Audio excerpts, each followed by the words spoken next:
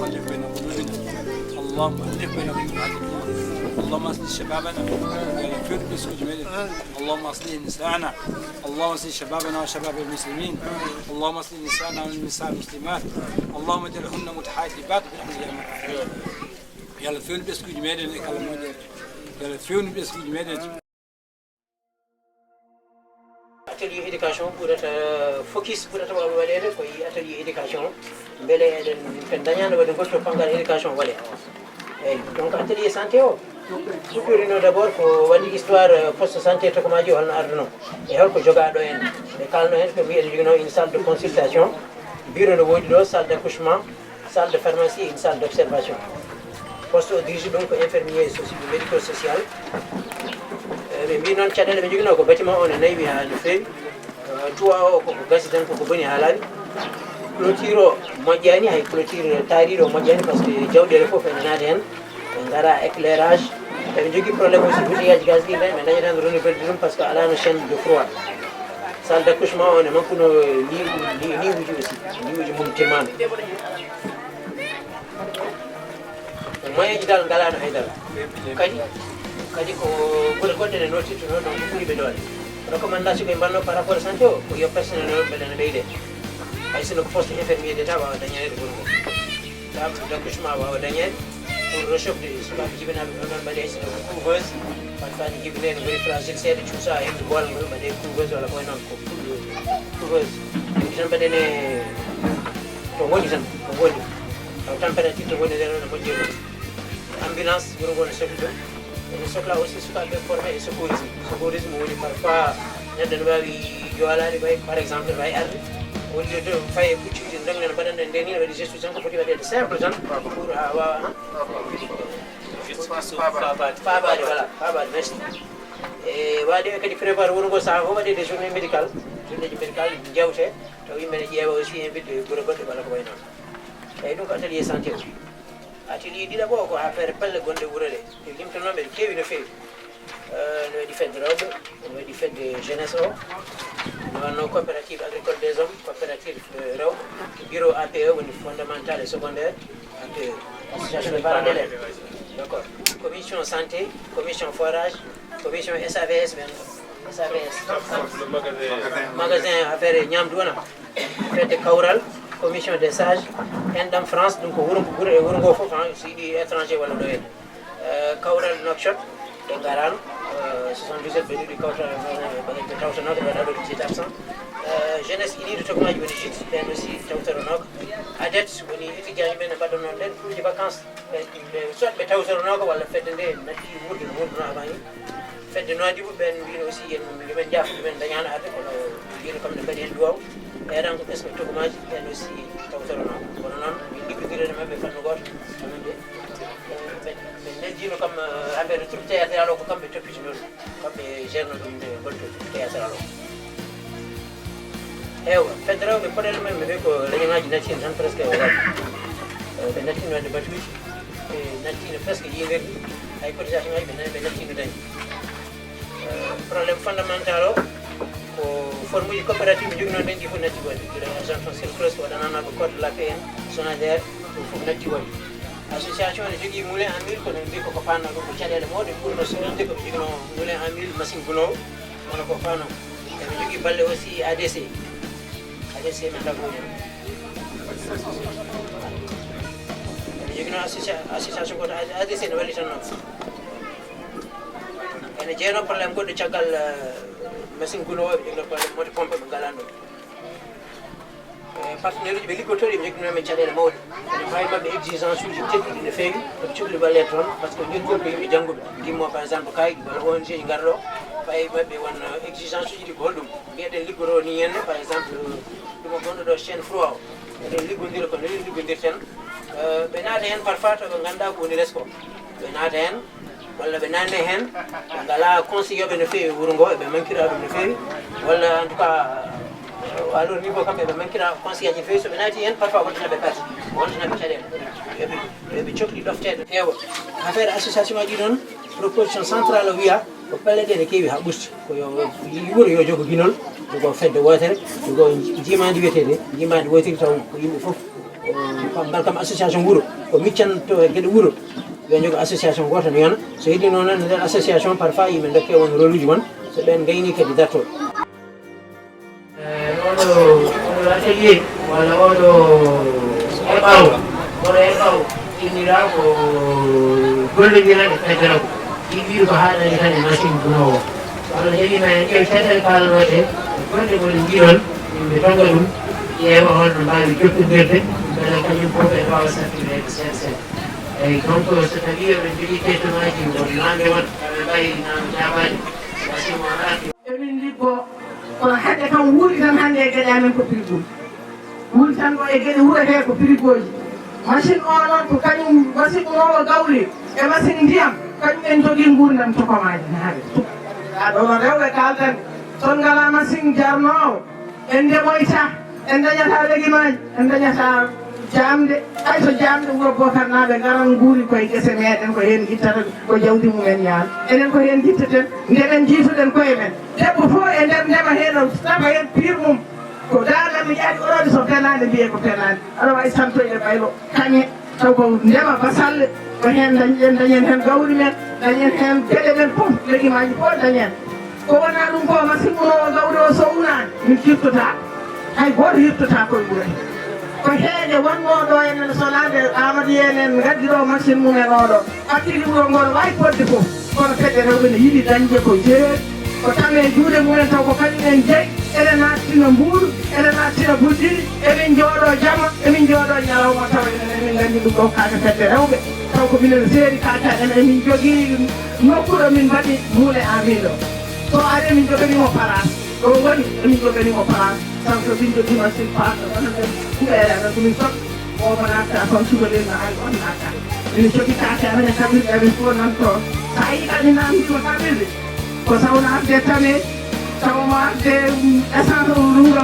gasoil makko tawomo arde huile makko tawomo arde ko ɓosete fof omo ardi kadi guuɗe makko batteɗe condi fiɗɗeɗe ɗum fof koye gueɗe muule en mille jeeya ɗum noon min mbawi wiide on tan ko onon sukaɓe wonɓe caggal leydi Allah jarama on jarama Allah yi golle mum tokomaji weltanima on minenne kay komin dokka ko somin guuri min mayani sa lawma min pewnu ɓe gattoyɗon ɗo fof inchallah moon taw machine o yaltinima si tomin guuri min maya inchallah ko fuɗɗiɗo ko tan ko gollodira hakkude meɗen so Allah jaɓima en juusodir hen hay sino min kooti tawa ɗen jottodira régulièrement taw min paɗata 72 heures garoji ɗo e duuɓi ɗiɗi pour jottodirde man ene wawi wonde téléphone aji ene wawi wonde ɓatakeji ene walla ko waynani taw en kumpodirta gueɗe muɗum par ce que noddi ko partenariat haɗani tan e machine go ko so ɗum ɓenni noon kala komin mbawi wadde hen so Allah jaɓima men eeto komin mbaɗani hen ko fof ko ronkude amen kono hay komin ɗoɓi ko départ min mbaɗa hen beɗen waɗe inchallah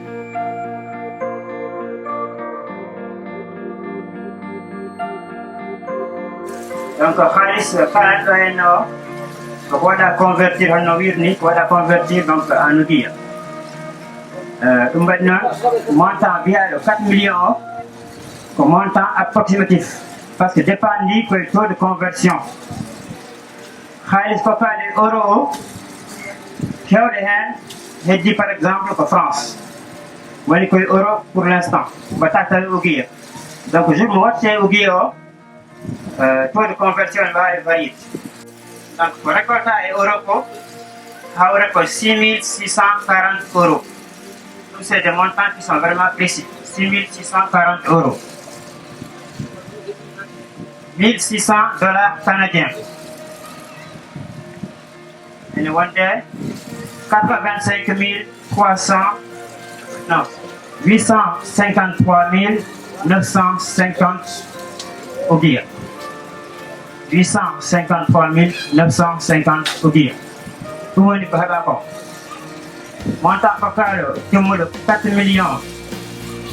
98 453.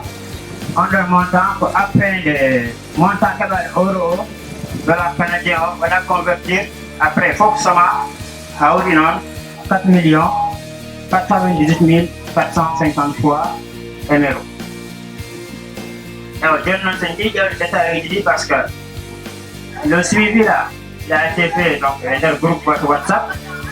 Quand on parle de promesse, dans le groupe, ça va être suivi à chaque fois, il y a des mises à jour. Année d'après 100 000, semaine prochaine d'après 200 000, 500 000, 1 million. Il faut faire une dia, il y a retenu. Par le couple, il y a un date de hockey. Le zone géographique. Alors, c'est dit que nous avons détaillé le montant du coca par zone géographique.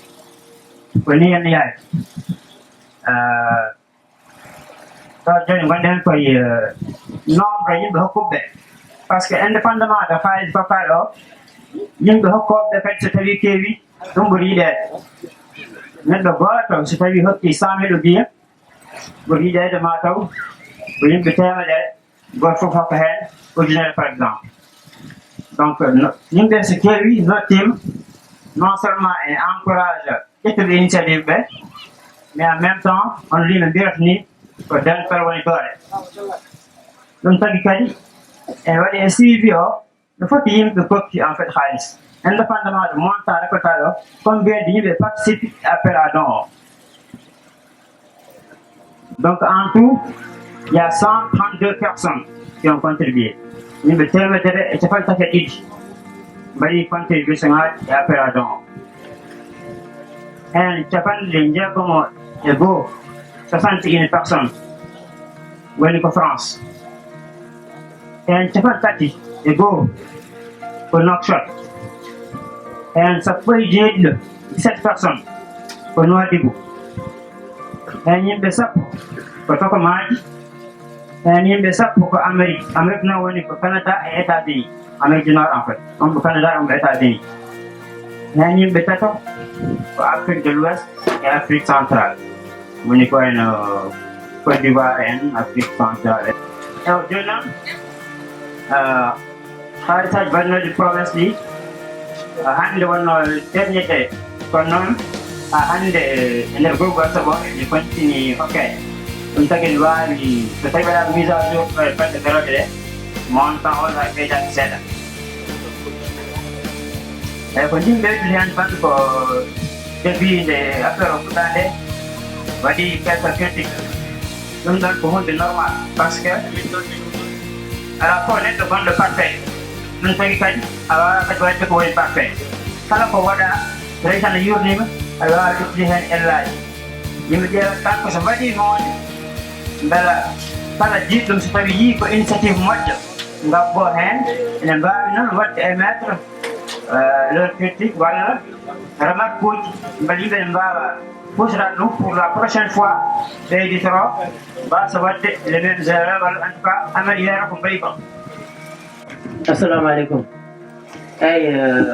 No paamir ɗon tan rappel waɗama ɗo appel à don pour wallidde compte kumaji no arduno ni e no fuɗɗorino ni aussi minen to amen min mbaɗi effort mawɗo de communication beele yimɓe fof ne tina ɗum nde fuɗɗi nde windama ɓatakeji ɗi cible ko association ngaji walla jogiiɓe yimɓe jogiiɓe wonna no wiyete yimɓe soit ardiɓe wuuro nde wawi wonde jongguro walla adjoint maire walla association identifiaɗo taw ene woodi ne jogii hoorede mum kañum tara heeɗiɓe woni Nouadhibou e Nouakchott caggal ɗum noon min ceere woni groupe aji ko woni groupe aji WhatsApp mbeɗene diffusé le plus largement possible min cible aussi yimɓe Canada et États-Unis neɗɗo goto wonani min toon taw ne haalana heeɗiɓe ɗum ko waɗa depuis ko caggal muɗum won wiɓe bon no yarini peut être ne manki hen information ngaji min batti encore ɓataki o neldira e ɓeɗo foof sara encore caggal mum kadi min batti ɓataki goɗɗo kadi ɓurɗo wonde clair pour apporter des précisions supplémentaires kono noon no aɗum wirini no heɗɗiɓe mbirini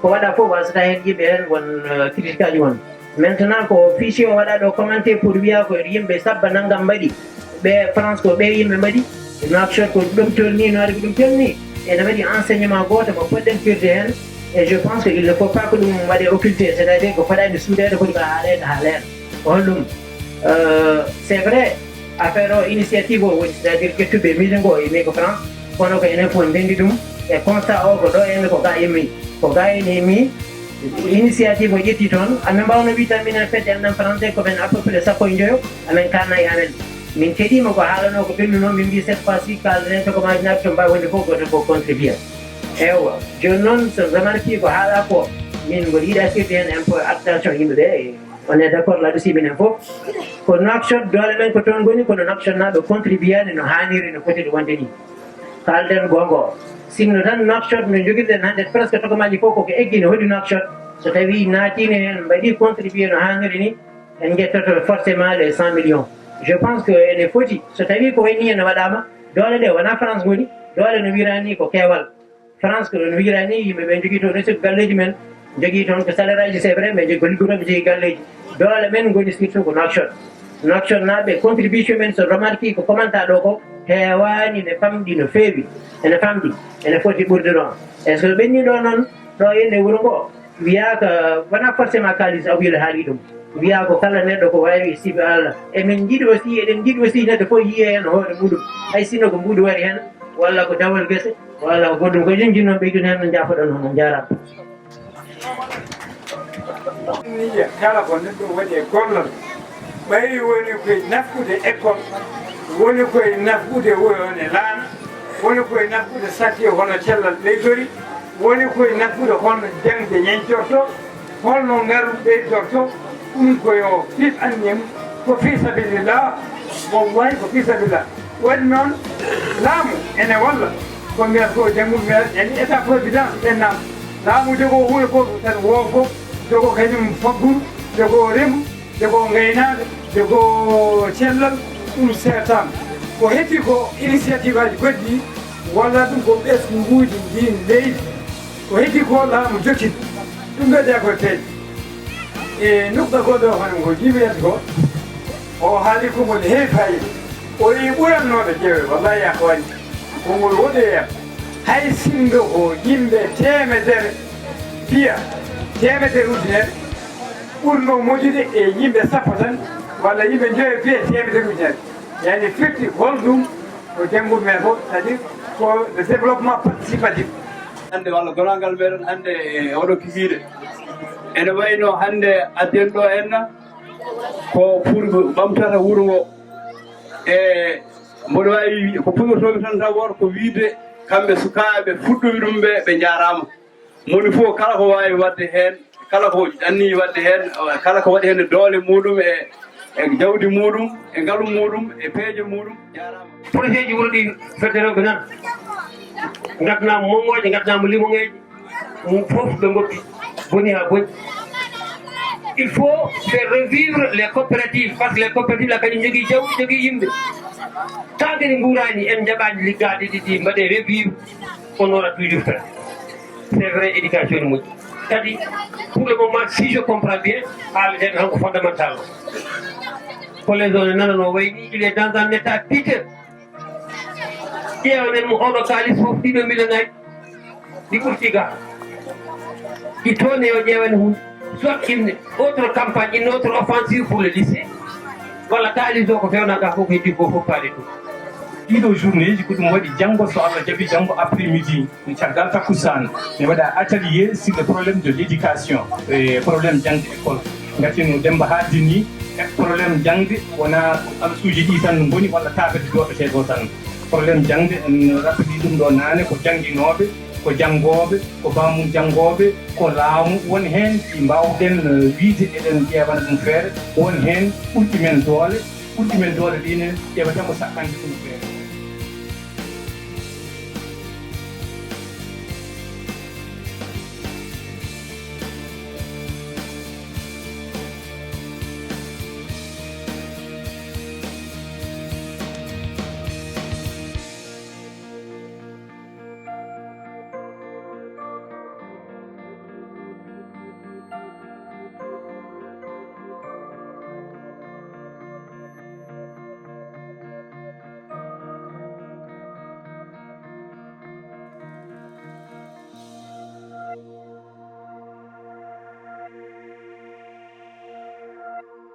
inira prix o tatoɓe fof dokkete ɗum ko prix o wiyete ko Diallo Moussa Malal e hewɓe ne nganndi ko jeeya e idiɓe uddiɗo école aji Fala e diwan he fof donc nafoore mum yiyama. Prix deuxiéme année ko Ba Ousmane Siré on inira prix deuxiéme année o janngunoɓe ɗo fof jii nafoore makko e ɓesngu meɗen surtout ha tengte ɗemngal arabe ngal donc fondement tigi ko eɗen mi sikki tan sen kaali affaire atelier ji ɗi base o mi foti so selli ko remata hen fof mi wawi moƴƴude kono so base o sellani ɗum ene foti ñawdude ɗum ko yaaji. Troisiéme prix o rokka ɗum ko innira ɗum plutôt ko Dia Bocar guilay balle gati nden enseignant ji wona jannginoɓe tan wona ko éducateur c'est des éducateurs woni heen ko ma balla gati nden jangde woni ko heɓani eɓe balli hewɓe ɓe tawa ko wonɓe bien e l' école tawa mbawano avancé mais ɗum ne ko rôle mo éducateur foti jogade e rem wona jannginde wona transmettre savoir tan wona rokkude gandal ngal tan wallude ɗum haajita gandal ngal e ha wawa ñembude ɗum ne waɗi fayide. Cinquiéme prix o wiyama taw mi annda on feewi Sow Oumar Aliou Seyni tawa mawɓe ɓe ne nganndi darnde makko o darino ɗo e école Tokomaji nde fuɗɗinde.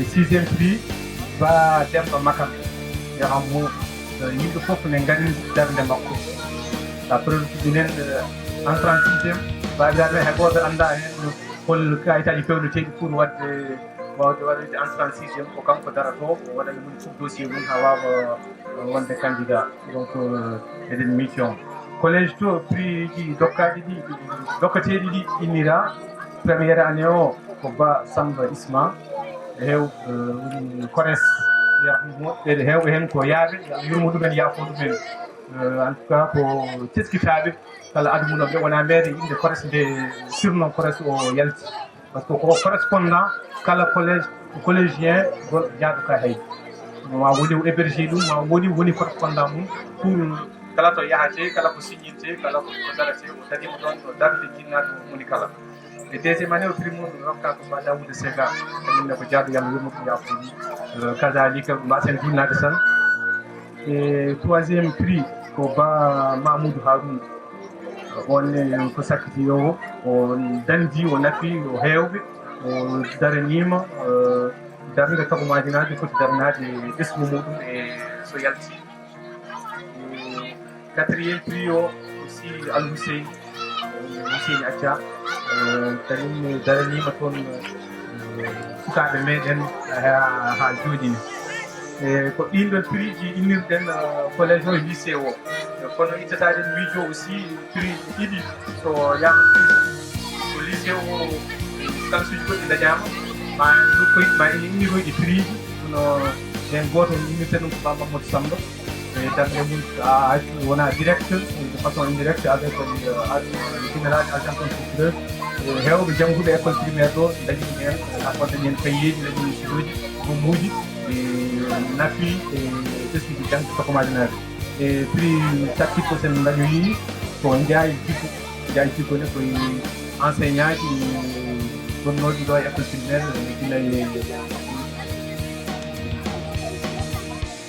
gila e école primaire e en jejjitta aussi ko jangde tan kalaten duɗal Qouran en tout cas idi ɗum sofde ɗo ko Ndiaye Amadou Bocar bandiraɗo Samba Gaye hewɓe wiyam Alassane Dia en fof hati goɗɗo yani ne gombi toon gombude min jangi toon wonde ne jeeya e daraniɓe jangde école Qouran ɗo e nder Tokomaji.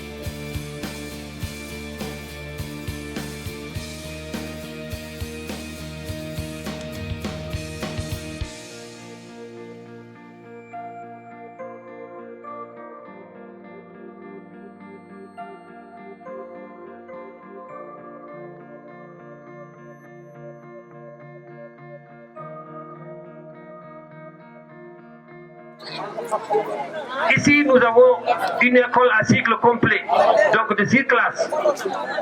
Il n'y a que 2 enseignants. So heewi ɓe dokka min ɗiɗo wolɓe à partir de janvier walla février. ɗum hay soɓe dokka gadda des contractuels fonno adde ko gila jooɗi walla gam gila octobre walla novembre. Troisième, non, le 4e point, la perte des valeurs estudiantines à l'école. École o sukaɓe mbay kono wona école ngoni ni elle ɓe goni koye dingil baba ene elle koye bedda ɓe goni. Il faut que élève ɗum noon watta noon ko manque d'éducation à domicile o par ce que mo neha galle mumen newta ko école mo nehanaki bamum nehanta ko musée. Ça c'est très simple. 5e, abandon des responsabilités parentales. Les parents ont abandonné leur rôle. Nos familles sont devenues matriarcales au lieu d'être patriarcales. Les pères ne gèrent plus les familles. C'est les femmes et les enfants qui s'autogèrent et qui gèrent leur papa. Donc c'est normal.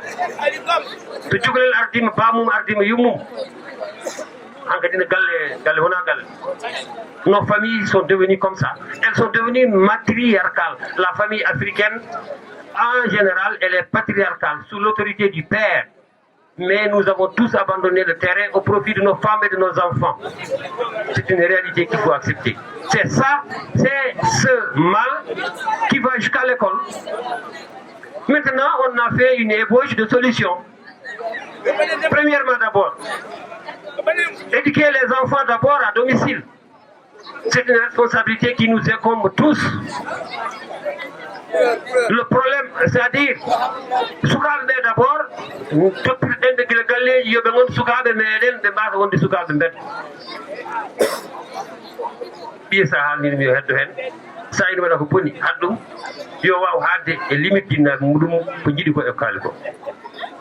tout faire pour se procurer à temps des enseignants et à nombre suffisant.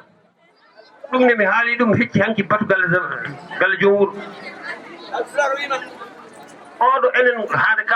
problème spécifique de Tokomaï. Je dis bien Tokomaï, je ne parle pas au niveau national. L'administration de l'éducation locale, en l'occurrence le DREN, il est en train de prostituer l'éducation à Tokomaï, au Boni école fondamentale, au Boni collège, pour des raisons que vous n'ignorez certainement pas. Moi, je préconise que il faut lancer une offensive. Il faut lancer une offensive pour le rétablissement de la confiance à l'école de Tokomaï. Jareno o walla en laamu walla en eɗen jogii des cadres eɗen jogii yimɓe ɗanniɓe eɗen jogii des cadres eɗen jogii yimɓe kacci godoram nonga dañde muuseji en darnaki ɗum tan. Troisièmement, essayer de réduire la pléthore des élèves dans les classes. Classe uji ɗiɗi keewa ha ɓuura classe heewi awa maîtrise ɗum on ɗon majjani sukaɓe meɗen ɓe sukaɓe joni mbayni sinno ko sukaɓe ni yiɓine wonanno kono sukaɓe joni ɓe ko bonɓe ko puccitani no goppani ene mboya no mboyirta ɗo ni noon no mboyirta école. Donc ɓen so keewi a wawa maîtrise ɗumen minen jangginoɓe on a des problémes à les maîtriser, surtout won élève aji nanɗo so naate classe c'est comme une pomme pourrie dans un sac. Il faut pourrir toute la classe. Et kadi sa haali jinnaɓe mumen nden piima. C'est ce qui amène le 3e point. Il faut donner à l'association des parents d'élèves que le village a choisi toutes ses prérogatives. Neɗɗo so heɓi so ɓiye ari fiyama école ala piyowo élève par ce que ne añi ɗum pirta élève par ce que wayani no foti waade walla waɗani ko addi ɗum école ko janngude wona fiiji. Neɗɗo faama muuse bawɗo fiide ɓiyam école fof o fi ɗum ko yiɗi yo won. Donc so neɗɗo ari d' abord ya une association des parents d'élèves wuuro suuɓi so si tiyaw probléme yaato ɓen mbiya min de kaari min de demeyel fi ɓiyam walla waɗini ɓiyam. ɓen ma jaaji e directeur école o noddami min par ce que école ko administration c'est une institution o noddami je m'explique devant lui ene fof ken tohmañaji ala fof tohmañaji bureau ɗo ɓiɗo tohmañaji pour anji ɗum ala dañde neɗɗo jangguinde ɗo tan alhamdoulillahi pourtant nous avons une chance ko tohmañnaɓe jangguinde ɗo donc tohmañnaɓe jangguinde ɗoɓe kala hen ko neɗɗo waɗani tawata ko mataw ko ala e doole mum walla e mbawka mum kono Allah ne andi goto fof yiiɗi waɗirde no fewirte enfin ko ɗiɗo point ngaji minen min ɗumnini e ko ɗiɗo solution ngaji min ɗumnini min yi ene wawi noon heddiɓe peut être c'est des ateliers on se complète les uns des autres ko fati éducation minen diagnostic amen min souligni ɗum koye toɓɓe 4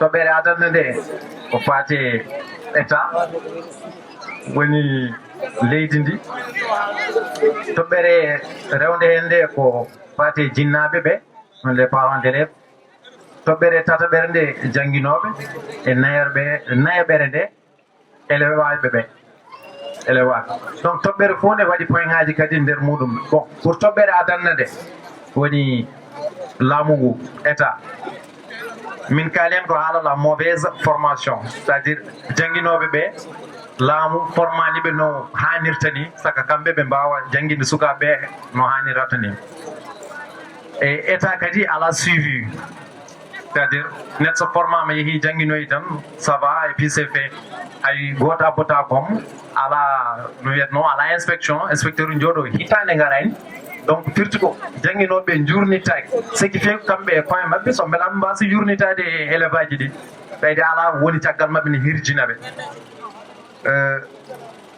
min pawi kadi e suivi o woni jurnitugol ngol absence uji ɗi woni wasde dawde nde ɗum ne kadi min mbaɗi ɗum min dokkiri ndeɗon toɓɓere ko laamu ngu par ce que wonnoɓe mbayanno walla won doole moɓe dokkanno alay saago jangguinowo kala to wawi wonde nde école uddide foof o tawete saabu mawo hul sanctionnede mawo hul gueɗe kewɗe so école kadi so fettuji gasi mo artu kadi à temps min pawi en état civil o par ce que won sukaɓe ene jangga sa ya jetto 6e walla classe uji d' examen ɗi tan so poti wadde examen ji 6e 4e pour brevet et terminal probléme kayitaji haɗaɓe joppude jangde ɗum ne kadi ko caɗele laamu par ce que kamɓe poti wawde yiilanade ɓeɗon peeje gacce kam mbawa pasde examen ji mumen hay sinno ko fayarde ko kayitaji ne ngabbo ɗum heddi ko infrastructure uji woni école uji ɗi wonen neppaɗi wonen gona accessible uji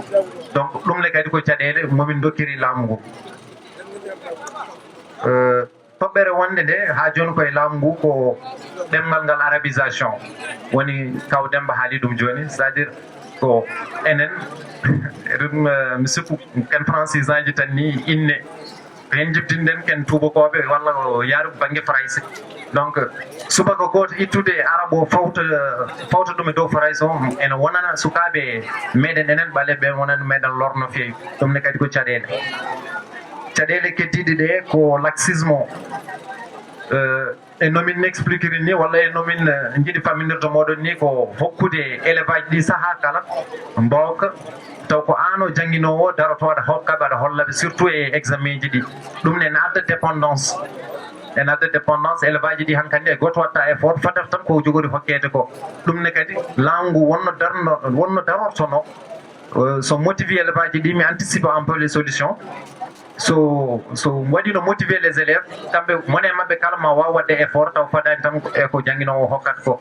onne kadi jangguinowo so suivi moƴƴo wodino ɗum wonnata tan gollal makko ma on ɗo woni koye bonnude o fewnaniɓe probléme goɗɗo ko effectif o no wirini joni donc won classe uji ene keewa ha ɓurta ha ko silde élevage ji fof no wona caɗele sa joguima classe de 80 walla 100 élèves bon sûrement sa woni o gabbangi rek ma woɓe donkuɗa gérde de côté no kamɓe fof mbawata concentrade ma ɗum koto banggue laamu ngu to banggue jinnaɓe to min mbi ko aɓe manque implication ene manque kadi rigueur peut être mataw mi innir ɗum pellital so tawi gon ɓurɗon wawde pular oñtami seeɗa ene manque pellital mataw pousse élève aji yo mbaɗen doole mabɓe no ponno ɗum ne kadi ko jinnaɓeɓe poti awde ɗum e sukaɓe ɓe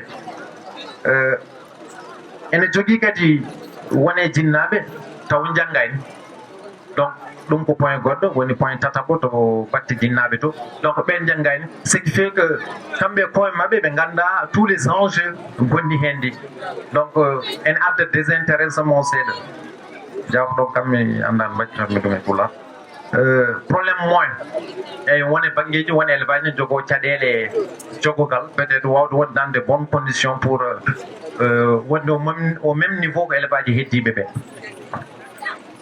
e point cakkitiiɗo oɗon baŋnge ko communication woni haaldude peut être communication ala hakkunde jannginooɓe ɓe jinnaaɓe ɓe e élevage ɗi c'est à dire ala oɗon sotto ko kaaldigal ngal ɗon ala hakkunde maɓɓe si fait hunde ne wawi kewde to joɗo ɗon e lebbi walla lebbi ha jinnaɗo nana ɗum ne haalte banggue goɗɗo taw meeɗa tinde ɗum e ɓiyum donc kaaldigal ne manqui donc oɗon point noon mo eɗen mbawi waddemo e toɓɓe nayyi ɗe gadinomi haalande moɗon ɗe donc toɓɓere tataɓere nde mbiɗen ko to batte jangguinoɓe to mbiɗen jangguinoɓe haaɓe manqui professionnalisme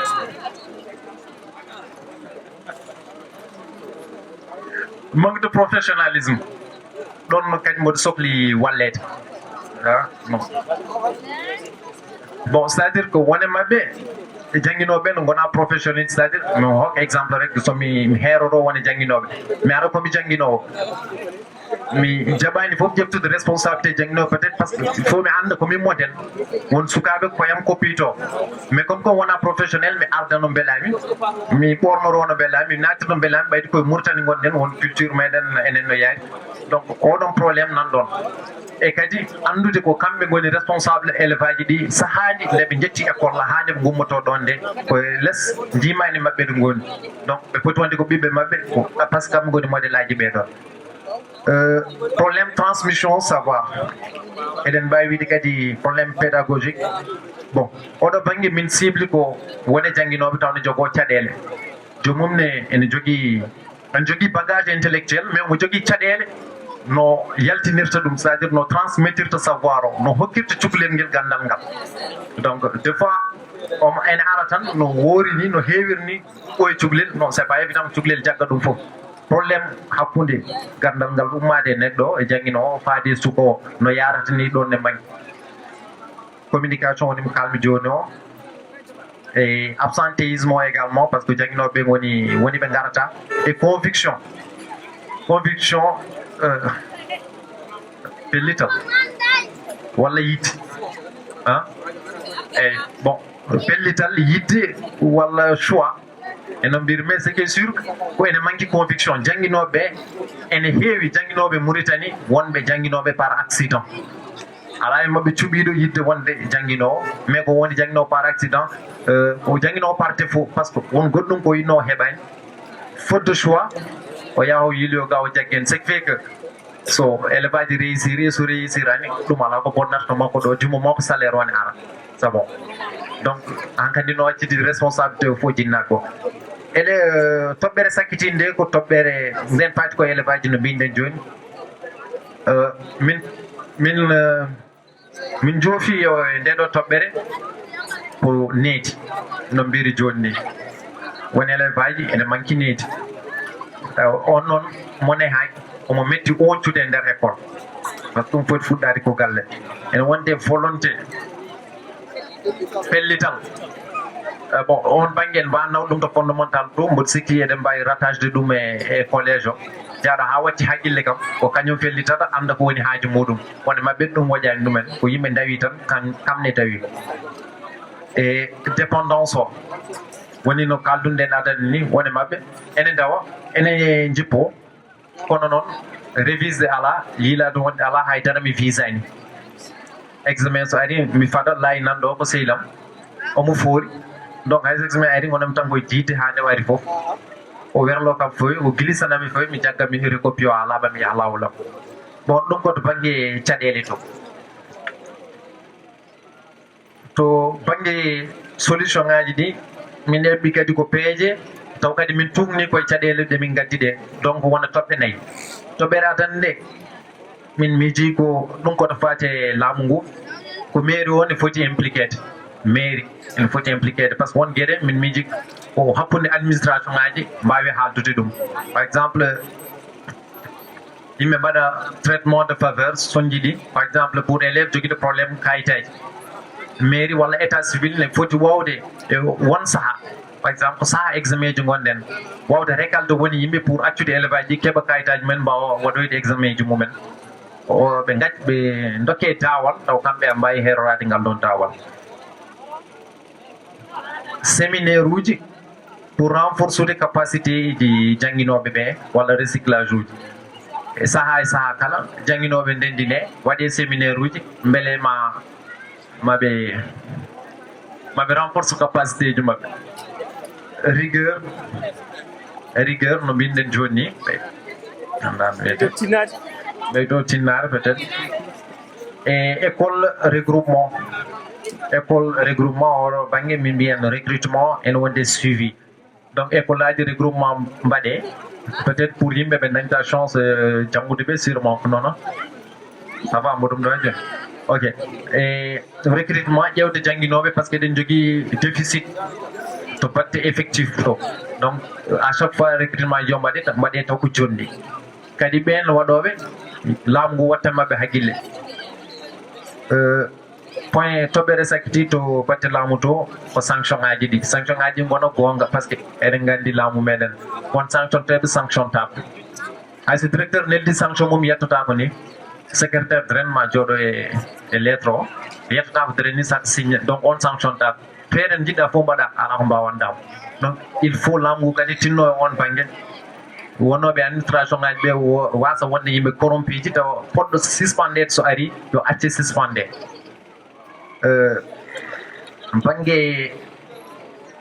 banggue jinnaɓe to mbiɗen ko conscientisde ɓe haysinno ko par sensibilisation ngaji hono ni yimɓe jooɗo yimɓe mbaɗa jewte ɗum ne kadi laamu ene wawi waɗande men ɗum kono kadi enenne kadi koye men eɗen mbawi waɗande ɗum koye meɗen parent ji ganda holko woni rôle mumen par ce que jinnaɓe walla association ngaji appe uji ne manque implication toɓɓere tataɓere nde ko disponibiliser des moyens wadde jangguinoɓe dans de bonnes conditions sa yiiɗi jaggude neɗɗo ma timmina gueɗe makko fof nden ɓurata welde jaggude donc ɓe mbaɗe moyen ngaji moƴƴi ɓe jogo koppoti jogade fof peut être hay sono ko salaire uji ɓeyde beele comme ça so jomum absentime walla arani o wawa suspendede renforcement des capacités woni ɓeydude gandal et innovation mi hokka oɗo exemple Mamadou walla no wiyatno kadi Mama Yero bon par ce que o hokkimin exemple won jangguinowo pour deux fois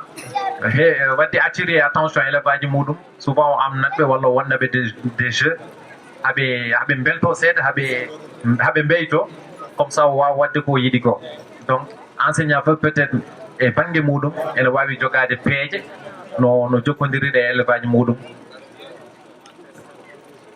ko heddi ko batte jawdi to batte kalis to financement jangguinoɓe yoɓe mballe kalis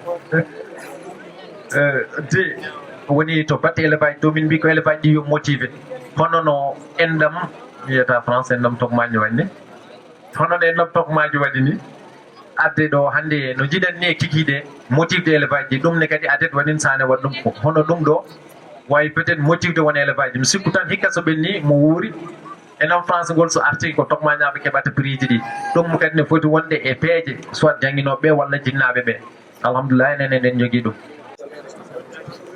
Ok, donc maintenant problème de l'éducation. Non, éducation, c'est mon en deux étapes. Première chose, il diagnostic des problèmes de l'éducation en Tokmaji. Deuxième, une ébauche de solutions. Mais commence par le diagnostic des problèmes. Pour nous, les principaux problèmes de l'éducation en Tokmaji sont nombreux et variés. On en a pris certains. Ainsi, nous pouvons citer les parents d'élèves. Jinnaɓe sukaɓe so yimɓe ƴeewi jinnaɓe sukaɓe men no wayi kono démission ɓe ni koɓe acciɓe fof dal koɓe woppuɓe par ce que élève wona tan naati école jippima weddima kaye mum ɗo c'est une erreur élève so jangguinama école ha paari so ari galle bammum e yummum walla ni gonɗo ɗon e galle fof bawa toppita ɗum ne foti wi ɗum yo yippit kaye mum yo yippit kaye mum yurnito ko janggata ko anda ƴeewa kadi comportement mum ya kadi à chaque fois hayso wawa wonde ñande fof ya sa fo yurnitade élève janggowo école o namdo janguinoɓe ɓe so tawi omo jangga walla o janggata donc yurnito jangde élève on o wayi ɗum ɗon ene manque walla natti wonde ɗum tagi min mbi ko démission totale des parents d' élèves ɗum woni premier point. Deuxième point ko état, il y a un manque de contrôle et de suivi. L'État, à travers les inspecteurs diapoton, inspecteurs aji état waɗi ɗi ɗin ɗon mbaɗira ko yo mbaɗ contrôler les enseignants kono aɗa jooɗo 5-6 mois walla ɓurga des fois a yiyata inspecteur ƴewata ko mbatta donc il y a pas de suivi état o waɗani respecté walla ƴeewani ka a éducation o wawa yarude yeeso par ce que kamɓe joɓata inspecteur uji ɗi eɓe jooɓa inspecteur uji saloji moƴƴi machallah en gurdam moƴƴam mais mbatta liggey mumen haddu men wadde liggey mumen ko puusaka état suivani ɗum donc ça se répercute sur l'éducation des élèves. Il y a un problème d'enseignants. Il y a l'absence de compétences causée par un manque de formation, plus une insuffisance du nombre d'enseignants. En plus, il y a malheureusement un manque de pédagogie au niveau des enseignants. Il faut tout le monde pour là. Ko ɓuri hewde hen jafoɗon noon jafoɗon ko ɓuri hewde jangguinoɓe ene manque niveau de compétence ɓe ngala mbiyata humpito mais bagage sohla nécessaire o ne manque ko heewi ene manquira ɗum ɗum waɗi neɗɗo noon so ari jangguinde ene jangguide élévaɓe ɓe ganda haydara cukalon keccon ala fof ko woni e haqqillaji mumen a ari aɗa ari ƴewde wadde hunde haqqille nde taw ala ko gattoroɗa ene hawni seeɗa ɗum c'est un problème. Kadi école par exemple en mbawi hokkude directeur togomaji haali ɗo école fondamentale togomaji presque waɗi ko 3 enseignants donc en manque d' enseignant personnel ala jangguinoɓe ngala classe uji jeegom so wiyama enseignant ji tato yo mbaɗɗum enseigné c'est un problème wawatim yimɓe tato mbawi jangguinde classe uji jeegom avec matière uji gasata il y a plus de 6 matières sa wiyama yo enseignant ji tato jangguin ɗum c'est largement insuffisant ɗum fof ne bonna jangde élève aji ko fawti hen enfin il y a un manque de pédagogie enseignant ji joni ɗi la plupart ngala pédagogie parce que ɓe prépare ta neɗɗo ara école prépare ta cours on gandi so neɗɗo ari école préparani cours anda ko jangguide voilà donc il y a pas de pédagogie les enseignants ne préparent pas ils viennent subitement à l'école et jomumen mbaɗa cours uji men comme ça donc ça ne marche pas. Il y a aussi un manque de hiérarchie. Hiérarchie, bon, comment dire ça en poulard. Il y a un problème de hiérarchie. Voilà. Par exemple, voilà, il vient.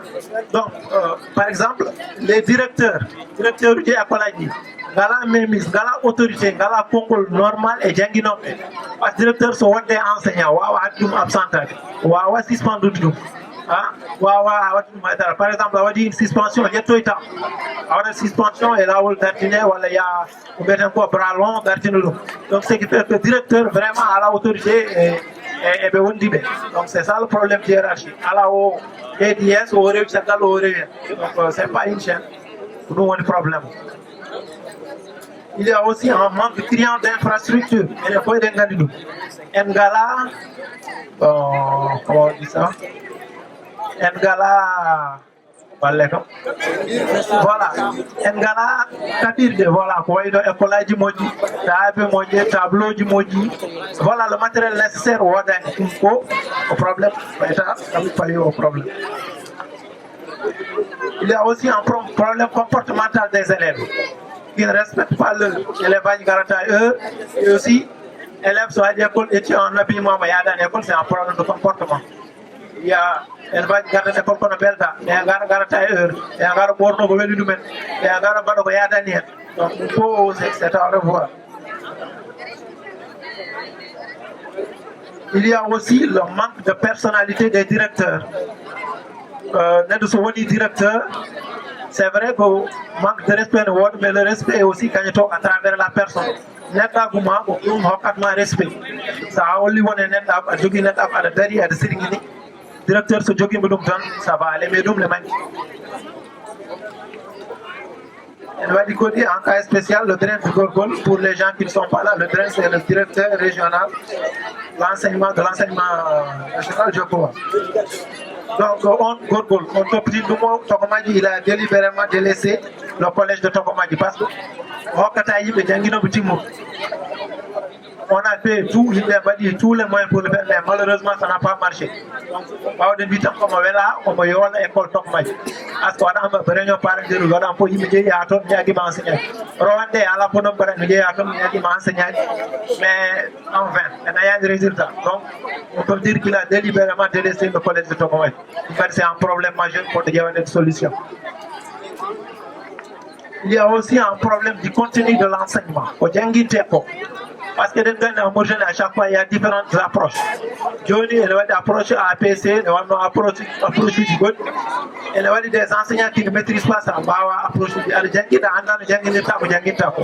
Aussi, c'est un problème. Il y a un problème culturel. Le problème culturel, c'est quoi? C'est que Maniela du garde pour one day, pour faire ça. Donc, Ben Songari déjà, ils ont des prérequis. Avec déjà un bagage parce qu'on aime pour image du monde, ça aide. Alors, Madian, une image, ça va dans ma manière. Salari, ça occupe finalement de femmes. Malheureusement, le programme du Mauritanie, pour la plupart, ont la publicité de la culture mort. Ça, on a mort, il ne va pas facilement ou bien rapidement intégrer. Donc, il va faire quelque chose par rapport aux élèves morts.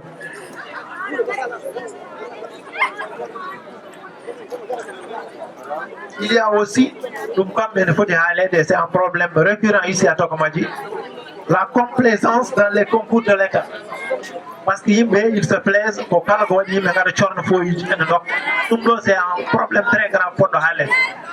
Faut y monter tout le monde ils sont tout le monde cause manque de niveau il passe même de garant pour jangam ara pour des examens pour dire que j'ai pas de problème il y a Kadina ou bien il y a Kaobu ou il y a Samba je reste à la maison c'est pas la peine de réviser ça m'a dit même bindu foyi la plupart du temps c'est comme ça en étant foyi à la niveau tirer copie faire le copier coller il y a malheureusement ça est hard parce qu'à la niveau comme complaisant il faut aller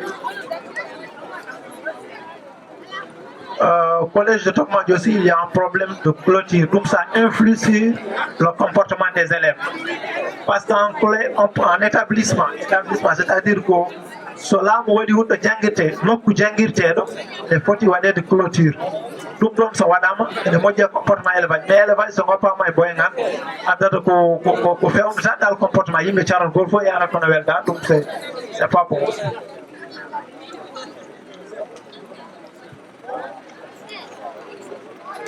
On note aussi la paresse des enseignants qui ne font pas leur cours adéquat.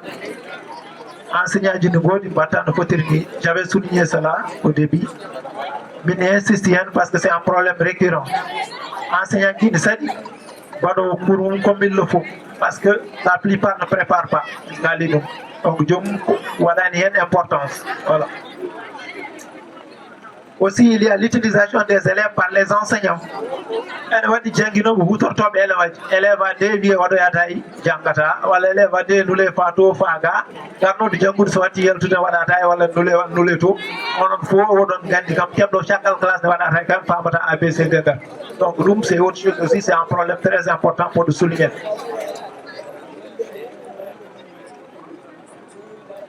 Il y a la démission totale à la fois des enseignants de l'État et des parents d'élèves. Il faut faire jouer un rôle comme il le faut. L'État, à travers des réformes incessantes inutiles, à chaque fois qu'on réforme, les enseignants, par leur paresse, peut-être leur problème de moyens, les parents d'élèves, parce que peut-être il n'y a pas de communication entre les directeurs et l'ANABES. Quelle importance de Djogani, elle va dire à l'école aussi. Il y a la dévalorisation de l'enseignement. Il faut pour des problèmes majeurs. Un problème comme il faut l'enseignement, ce n'est plus un choix, c'est un refuge. Tu n'as pas le choix. Tu fais l'enseignement parce que tu n'as pas le choix. Tout le monde le sait. Pour même fois, on va dire un enseignement parce qu'il aime enseigner. Non. Parce qu'on n'aime pas être pauvre. L'enseignement, c'est le berceau de la pauvreté en Mauritanie. Donc, ça ne parce que ce n'est pas un choix. Parce que ça, c'est un problème. Voilà. Il y a aussi l'absence d'évaluation des élèves. Principalement, le retrait total du cahier de devoir. Ça, c'est un grand problème. Cahier de devoir,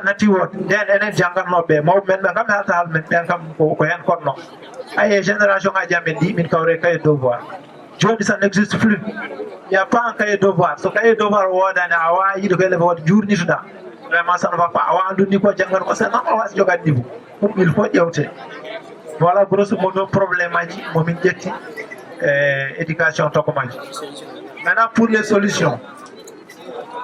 Solution, c'est-à-dire payer partir de règles. On a l'implication des parents d'élèves dans le suivi des élèves à la maison. Yo, jinabe suka bébé, topito suka bébé so be garti der galle. So suka le jangi école ha arti galle mumen ko goppe dum dano wala yebo ya je ne sais pas film muji di don etc. Député kaye mum jewon ko jangata ko. A ngandon so fami wala so famay. Jahon école aussi namdon jinabe non nyabdo jangi no be a ngandon jangdi jomu da yara parce que c'est très important. Donc, révalorisation de la fonction enseignante. Enseignant, son senti vraiment minimiser, la senti à l'importance, qui n'a rien d'important, qui n'a pas de valeur, qui est une personne mineure. Ça veut dire qu'il y a un fonctionnement, rendement optimal. Voilà.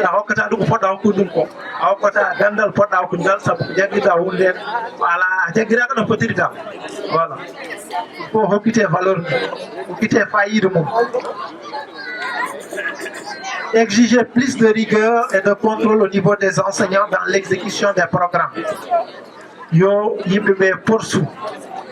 Jangino be topito poussa be bana habe bawa exécuter wadde liggéey mabbe no fotiri. Yo topito so il faut yobe kide wadde si ya bawa wadde programme mabbe no fotiri. Exiger la tenue des cahiers de préparation et d'absence. Donc yo wali cahier de préparation, directeur wala gardien d'école faut wadde du obligatoire dans l'établissement mum. To jangino on ara. So mari wador cahier ji akayo. Est-ce qu'on prépare ko jogori jangindande ko parce qu'à partir de votre préparation elle va dire pas marlo sana dit so pas mi jogo niveau donc il faut exiger ça au niveau des directeurs. 1000 pieds de cellules internes pour les enseignants.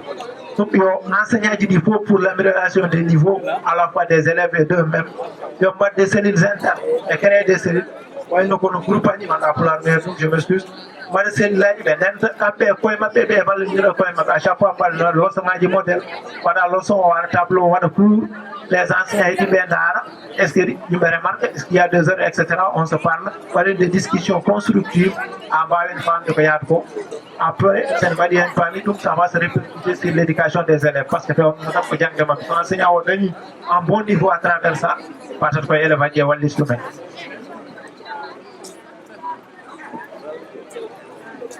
Voilà, réintroduction de l'évaluation des cahiers de devoirs, évaluation des cahiers de devoirs. Obliger les enfants à apprendre l'arabe. Généralement, voilà,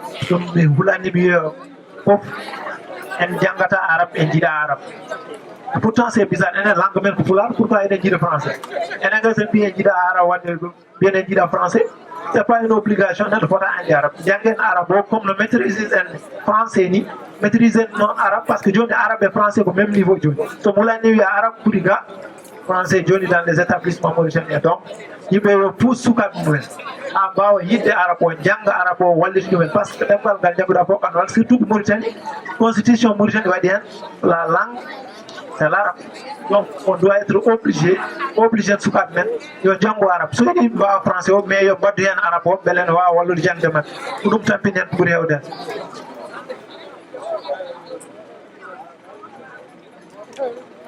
instauration des groupes de travail. Donc, il y a des noms élevage péché, quand enseignant, il y a élevage pour faire le groupe. Il y a des gens qui ont il y a un ça gagner le temps, ça gagne le temps chaque 2 jours, 3 jours, on va vérifier comment il y a. Donc c'est très important. Elle va dire le groupe de Djangida, ça a fondé, mais je m'en souviens, en ligne, Djangida de Mendo, à Oudjen, ça se faisait. À Soussan, on a dit, Taoli, ou à Oudj, il y a le mot, il y a Arain, il y a le mot. Il y a eu qu'on y a posons des questions, après, de pour Baotan. Donc c'est très important. So, artirama, ma wali élevage. réduire les classes pléthoriques et multigrades. Booster classe uji parce que on nombre de pourcentage classe à corps pamata. Et ne faut pas d'élevage sur 100 élèves, 80 élèves dans ça, pas plus de bébés. Donc il y a un nombre ousté, quoi des nombres normal, 40, 30. Nous on est normal. Il y a un certain c'est pas facile. Il y a comme 40, 30, maximum 45 au moins là, élevage de mamans femmes de wood. Mais 100, 80 ça ne marche pas, moi j'ai un ousté. Encourager la lecture et le respect de l'heure, la ponctualité. Elle va dire aussi de pousser la lecture. C'est à travers la lecture qu'on a droit de Djangou. En lisant les romans, les articles, ça offre un esprit d'ouverture. Djangin beaucoup de choses, parce que beaucoup de termes, on a interclasse Nyangatadoume. Beaucoup de tournures, on a interclasse Nyangatadoume. Beaucoup de fautes d'orthographe et de grammaire, on a interclasse Nyangatadoume. Il faut les éviter à travers lecture moyenne, beaucoup de choses Nyangahen, Bawahen. Voilà, donc c'est important aussi. S'aimer l'assiduité et la ponctualité. Maïme Balotir, élève Maon assidu et ponctuel. Yo mon foti ko arte nyande fof à l'heure jippo à l'heure wasa arte jango wasa arte bawo jango rata bawo jango paftira dum c'est pas bon dum ne hamma ga fa de jagra assiduité il faut cultiver der effort. Construction d'infrastructures dignes pour ne bawo jango du famo ko jangar ko yoran to ya to ne encourage ko ni ayato. Par exemple, collège de Sariadoti, on a dit vraiment ça décourage. Il y a des anciens qui ont il y a des anciens qui sont garés du collège où ils se découragent. Parce que ça n'a pas l'air d'un établissement digne. Ça fait aussi, ça influe sur le comportement des élèves. Ouais. Donc ça influe beaucoup sur le comportement des élèves. Donc il y a eu une infrastructure, il y a eu un collège moyen. Il y a un collège moyen. Voilà.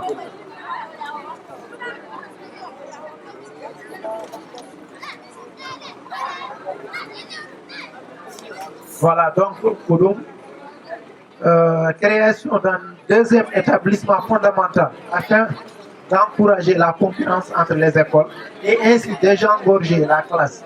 Les classes déjà pléthoriques. Donc, c'est une deuxième école fondamentale. Et pourquoi? Parce que ma haute concurrence entre les deux écoles. Ma gorfo il pour les résultats. Donc déjà, c'est bon pour les élèves. En plus, ma haute nombre pour tout les saluer. Ma haute nombre pour tout les saluer, c'est très important aussi. Aussi, il faut une réduction des activités ludiques durant l'année scolaire, ou au moins les organiser durant le week-end.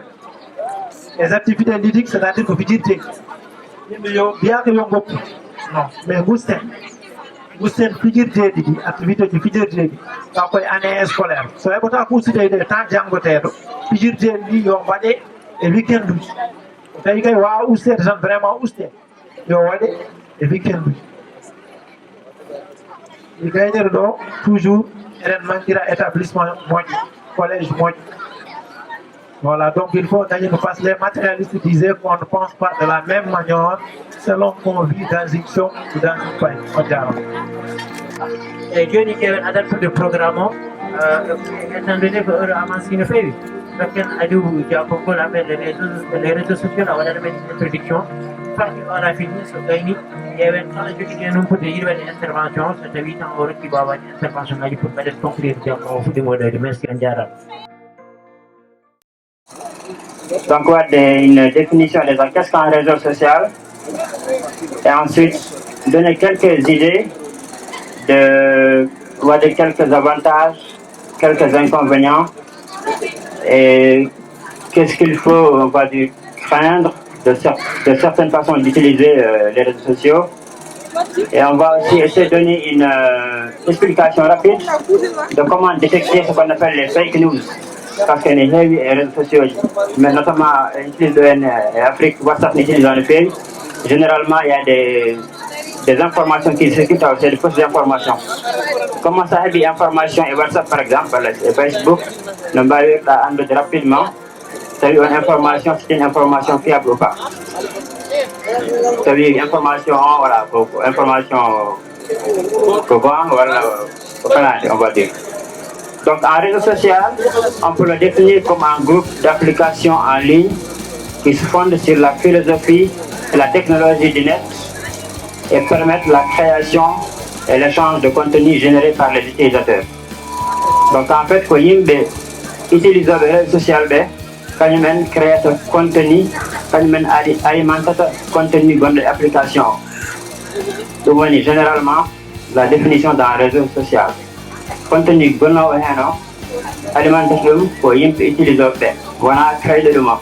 Le créer dans le dit après Yimbe utilise le quand il alimente le contenu. Le contenu va avoir des textes, il va avoir des vidéos, il va avoir des musiques. Réseau social, non, donc c'est une partie d'Internet. Réseau social, Internet.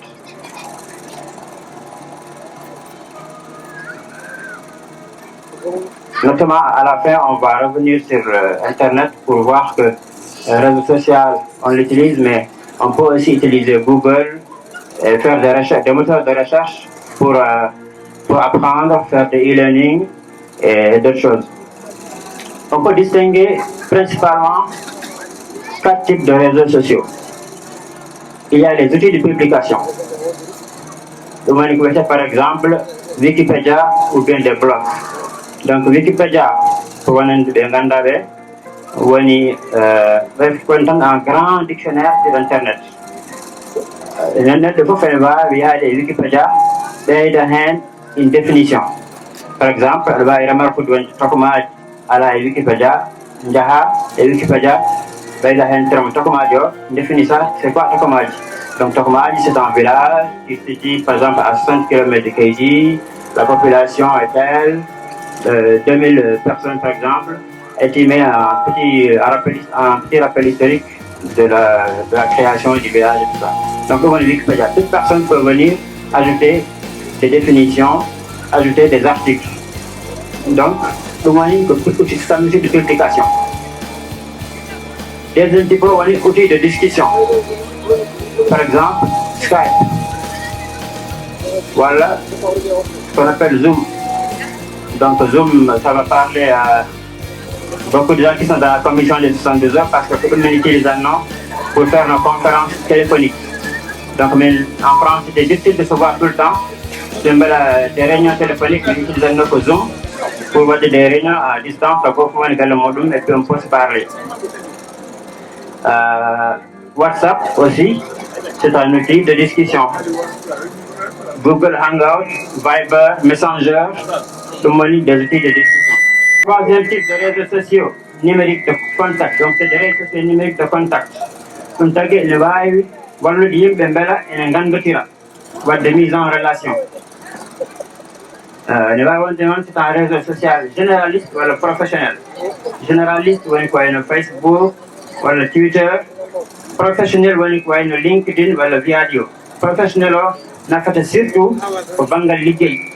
Yimbe liggotooɓe naata e réseau o comme ça mbaɗa mise en relation aɗa wawi so waɗi échange de liggey contact a neɗɗo goɗɗo mbiya min liggey mo gommi o welani mbaɗi échange de liggey après jomum wawi tawde woni ɗo ne andi poste gonɗo disponible walluma hen ene waɗi kadi yimɓe liggotoɓe e LinkedIn woni réseau social professionnel o taw liggey maɓɓe tan ko pour waɗde recruté d'ailleurs joni la plupart des gens recrutent par LinkedIn. Notre le canal habituel qui dépose un CV, récupère donc. Ça existe toujours, mais il y a beaucoup d'entreprises récupérées sur des réseaux sociaux professionnels. Donc c'est important aussi de savoir que ça existe. Il suffit de s'y inscrire. Les gens ils s'inscrivent généralement à partir du moment où ils bac, bien inscrivent, ils mettent un résumé, un CV, ils vont consulter donc. Après, si ton CV les intéresse, donc ton CV qui est sur LinkedIn intéressé, le demande et proposement poste d'embauche. Alors, généralement aussi, c'est par rapport à des pays qui sont très développés, mais ça commence à venir. Je sais que ça existe, par exemple, au Sénégal, il y a beaucoup de Sénégalais qui sont sur LinkedIn. En Mauritanie aussi, il y en a. Donc, j'imagine que ça parle à beaucoup de gens qui sont là-bas. Donc, nous voyons le quatrième type de réseau, troisième type de réseau. Donc, mise en contact, que ce soit en réseau généraliste ou bien professionnel. Donc, généraliste, oui, Facebook, Twitter, professionnel LinkedIn Viadio. Quatrièmement, réseaux sociaux numériques de contenu. Donc là, c'est pour mettre du contenu. Contenu, on va avoir des vidéos, on va avoir des photos, on va avoir de la musique. C'est-à-dire que vidéo, c'est YouTube. Pour filmer par exemple, voici, on va avoir des YouTube partagés. Quand le dildo c'est Internet et YouTube, on va avoir pour filmer donc c'est des vidéos. Dailymotion c'est pareil, avec YouTube, mais c'est une autre application. Instagram, c'est pour partager des photos. Deezer pour musique, des contenus pour partager ça avec un certain nombre de personnes. Maintenant pour musique, on va pour Deezer. Donc voilà en gros les 4 types de réseaux sociaux.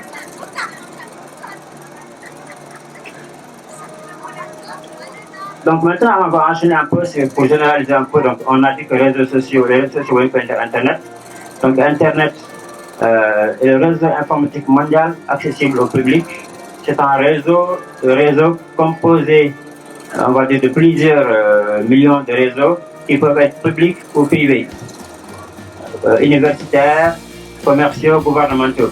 Donc on va dire que les vont connecter les ordinateurs vont connecter entre eux. Donc c'est ça qui signifie Internet. Donc les ordinateurs s'approchent un ordinateur comme ça.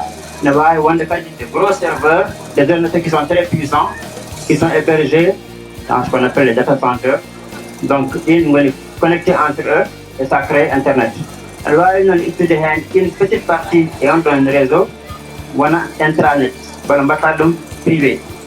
Par exemple, il y a un réseau Internet mondial, mais il y a un point d'accès qui permet de donner Internet à la Mauritanie. Une fois que c'est par exemple, lorsqu'il y avait les élections, Internet, il suffit de couper cet accès-là, on est dans la Mauritanie. Une fois qu'il y a des réseaux, donc, il y a plusieurs réseaux dans le réseau. Et donc, tu peux couper une partie en réseau, tu le coupes du reste. Comme ça, on a d'Internet. Et maintenant, il y a aussi un truc qui émerge Internet, ce qu'on appelle en anglais IoT, Internet of Things, l'Internet des objets. Donc, jusqu'à maintenant, il n'y a que les ordinateurs. Et puis, au début des années 2000, les téléphones portables, donc les smartphones, donc qui ont accès à Internet. Maintenant, il y a aussi les objets, donc les objets connectés. Je regarde une montre, j'ai accès à Internet, je connecte à Internet. Bracelet, je ne sais pas, même un micro-ondes, un frigo, une télévision qui est connectée. Maintenant, on va enchaîner sur quelques idées, donc les avantages et les inconvénients. Dans certains cas, on peut avoir les deux à la fois. Par exemple, dans le cas du recrutement.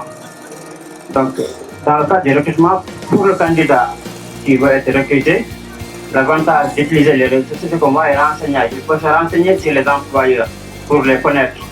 On va y renseigner même sur Facebook pour avoir une idée de qu'est-ce que les gens pensent de cet employeur-là. Dans l'autre sens, employeur, entreprise, elle va aussi aller regarder la vie privée de cette personne-là. Et c'est ça qui est un peu dangereux, d'exposer sa vie privée sur les réseaux sociaux. Le jour du recrutement, elle va regarder Facebook, il y a toute sa vie privée, en Anangour et tout ça, et donc elle va regarder finalement, même si tu avais un bon CV, d'essayer de voir des recrutements. On parle souvent de l'intelligence artificielle, on parle beaucoup en tout cas dans les pays développés, pas un jeu qui passe sans qu'on en parle. Ça bouleverse aussi, donc parce que là je suis dans le cas du recrutement, ça bouleverse la façon de recruter. Donc, il faut garder à l'idée que ça va venir très très rapidement, donc les choses bougent très très rapidement. Ce qui fait que les gens utilisent l'intelligence artificielle pour recruter. Avant d'être CV, donc tu mets ton CV, et ce sont les ordinateurs qui scannent ton CV automatiquement, qui peuvent détecter si ton profil convient ou pas. ça utilise ce qu'on appelle le text mining ou bien le machine learning, donc c'est quelque chose qu'il faut avoir en tête aussi. Et ça veut dire aussi que ces outils d'intelligence artificielle, ils peuvent aller sans que ne le recruter. Il y a directement sur Facebook. Ce sont ces outils-là qui vont directement aller sur Facebook, sur les réseaux sociaux, sur WhatsApp, pour récupérer des informations et directement dire cette personne-là, il ne faut pas la recruter. Et nous allons dire on a commencé un truc pour nous dire les usurpations d'identité et imposteurs sur les réseaux sociaux. Donc, je ne pas de point, je vais dépasser parce que c'est un truc un peu général. Ça parle, généralement, c'est des choses qui concernent les États, les gouvernements. On a vu récemment en 2016 que les Russes ont influencé la campagne présidentielle 2016. Ils ont passé par ce qu'on appelle l'usurpation d'identité. Alors, il y a aussi les médias sociaux dans le commerce. Parce que ça utilise un réseau social qui pense que c'est gratuit. Donc, ça y est, Facebook, tu crées juste un compte et tu es sur Facebook. Ça y est, sur Twitter, tu crées un compte, c'est gratuit. En réalité, ce n'est pas aussi simple que ça. Parce que quand grâce aux données qu'il collecte, grâce à la connaissance qu'il récupère,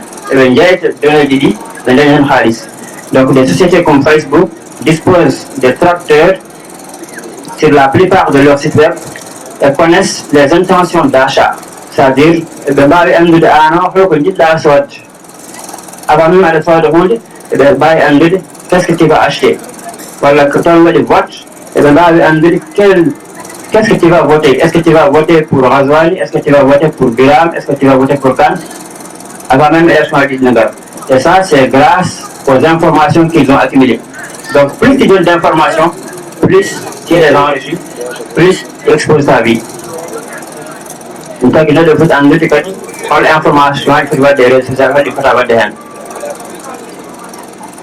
D'autant plus qu'on est ce qu'on appelle les réglementations en Europe, ce qu'on appelle GDPR, voilà, RGPD, réglementation générale pour la protection des données.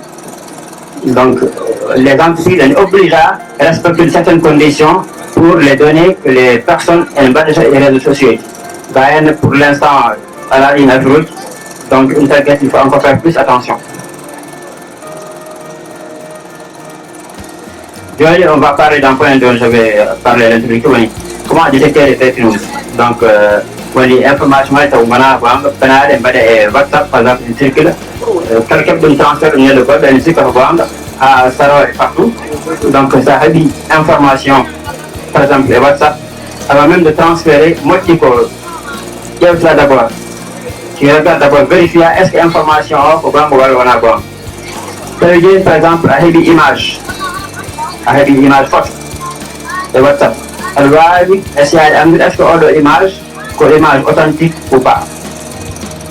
Souvent, Google utilise ça. Google, c'est un moteur de recherche. Il y a un moteur de recherche, mais Google est le plus connu. Yahoo, donc, Google, ça y est, il va avoir généralement l'information que tu cherches. Parce que Internet est utilisé d'une certaine façon que tout se trouve sur Internet. Tu peux tout trouver sur Internet. Donc, ça y est, Google, par exemple, quelle image? Il va dire Google Images. Google a une traduction, il va dire image. Donc, il y a Google Images.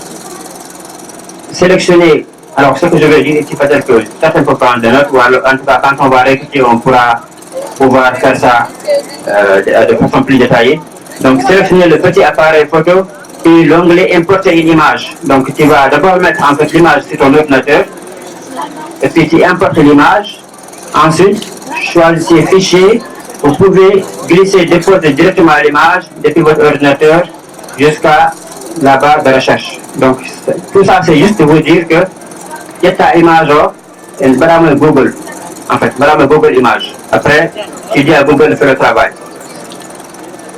Donc, Google va faire le travail. Il va remonter jusqu'à la source. En fait, pour l'image, xool net de gadi de wadde mooy internet xool site gadi wadde mooy internet.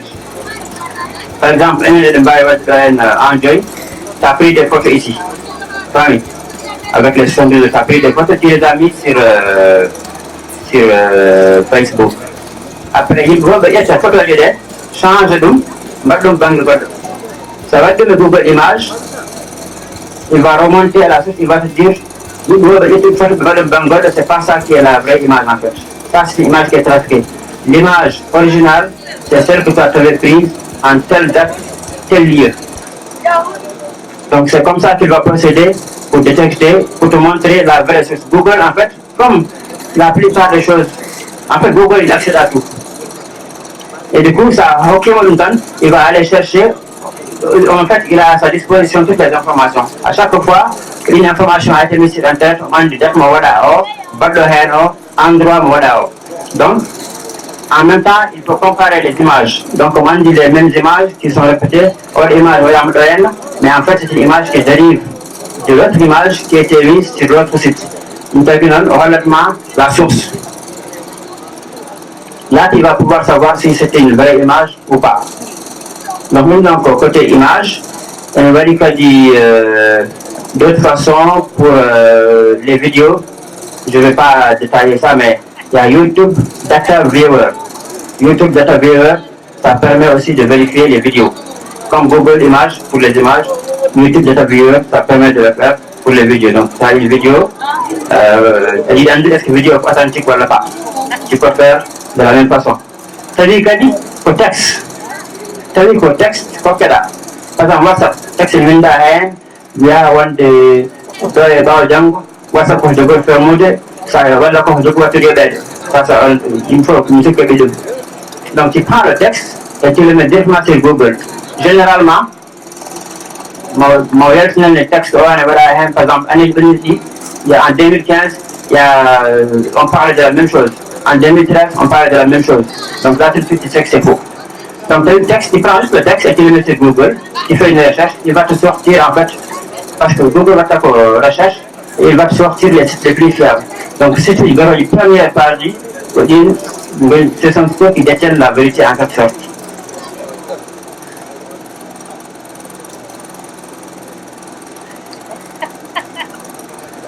Donc, pour finir, juste c'est de dire que Internet, ça ne se résume pas donc, aux réseaux sociaux. Alors, utilise Internet pour aller sur des moteurs de recherche. On a le Google par exemple. Là, utilise Internet pour Django, pour d'autres formations. Il y a beaucoup de gens maintenant, ils ne peuvent pas pour apprendre. Ils restent chez eux, ils se forment grâce à Internet. Donc, il y a des sites de e-learning pour se former. Tu peux utiliser Internet pour faire des comparateurs pour comparer les vols, tu prends des vols d'avion, bien à l'hôtel, comparer les prix de quelque chose. En tout cas, voilà, il y a plein de comparateurs qui existent avec Internet pour cela aussi. Tu peux utiliser Internet pour avoir des avis sur les produits. À l'histoire de Honte, utilise Internet pour avoir donc les avis des gens qui ont déjà acheté ce produit-là.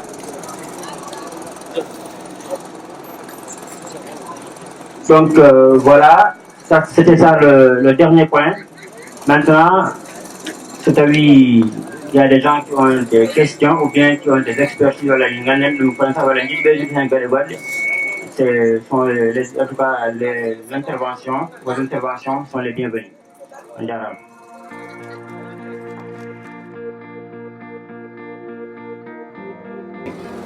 Nelaɗo sallah sallam e hujjatul wida o ewnima dendagal yimɓe o wi oto gonti e caggalam caggal sériyaji gaddanmi on ɗi e ñawoji allah ɗe oto gondi e koye gotel mum fof wonta gaña goɗɗo on ene toppa dande goɗɗo on yiɗi wiide ko e nder gotago e nder yidde e nder ballodiral ɓamtare wodata islam ndeke heblima heblanima ɗum ko adi hande oɗo saaha urti kanko allah subahana taala wi wa taawanu alal birri wa taqwa wala taawanu alal ismi wal udwani wa masiyati rasul ɗum noon allah ewnima en yen mbaw wallodirde kala kone adda ɗiggere e kulol allah kala kone adda moƴƴere e nder gurnam aade yen ballodiri en ɗum kala kone adda bakkat e ceeragu allah subahana taala jeertini en woten ballodiri e nder majjum ngam wonde gotago ɓiɓɓe yumma koddigal nelaɗo salah sallam ha wi مثل المؤمنين في تواضدهم وتراحمهم وتعاطفهم كمثل الجسد إذا اشتكى عضو تطاعى له سائر الجسد بالسهر والحمى kono noon ne kadi nelaɗo salah sallam wi julɓe gonɗinɓe allah jurum gonɗo hakkude maɓɓe poɗɗo wonde hakkude maɓɓe e ballodiral goɗgal wonde hakkude maɓɓe e newaare wonde fodde hakkude maɓɓe foti wayide kono e ɓanndu ni kala ko muusi keddiiɗo o tergal ngal terɗe keddiiɗe e jiye muusalla o yaqulu alayhi salatu wassalam inna hawla al arshi manabirun min nurin alayha qawmun libasuhum nurun wa wujuhum nurun يغبطهم الأنبياء والشهداء فقالوا يا رسول الله صفهم لنا قال المتحابون لأجل الله والمتزاورون لأجل الله والمتزاورون لأجل الله نلا صلى الله عليه وسلم وهلي تدنكي الله تو إن ودي قوم قوت نمتون يوم القيامة وقل لي نوبة جلا إن قوتا قوم من إندر أدنى وقل لي نوبة دنتال مؤمن إندر أدنى بانجي بامتاري e on saha Allah subhanahu wa ta'ala ene hokkiɓe koltu e ganduɗa e tuɗaɗi heɓata ɗum so wona ɓeɗon ligginoɓe e nder gurdam men aduna ɗum woni Allah subhanahu wa ta'ala ewnima dental ko ngal wawi wonde kala yo ngal won e nder gootagu goto saabu kala kone ɓamnete ko hen woni windiyankoɓe hewɓe so tawi enen jewta yewtere yowitinde e konnguɗi ɗiɗi ene mbaɗa geɗe ɗiɗi ha tati mbiɗon ko islam e ɓamtare wettiyankoɓe hewɓe ene tengtina e o ngati ko e o addi mana walla islam ene wonde sen windi mbiyen islam ene wondi e ɓamtare ɗum noon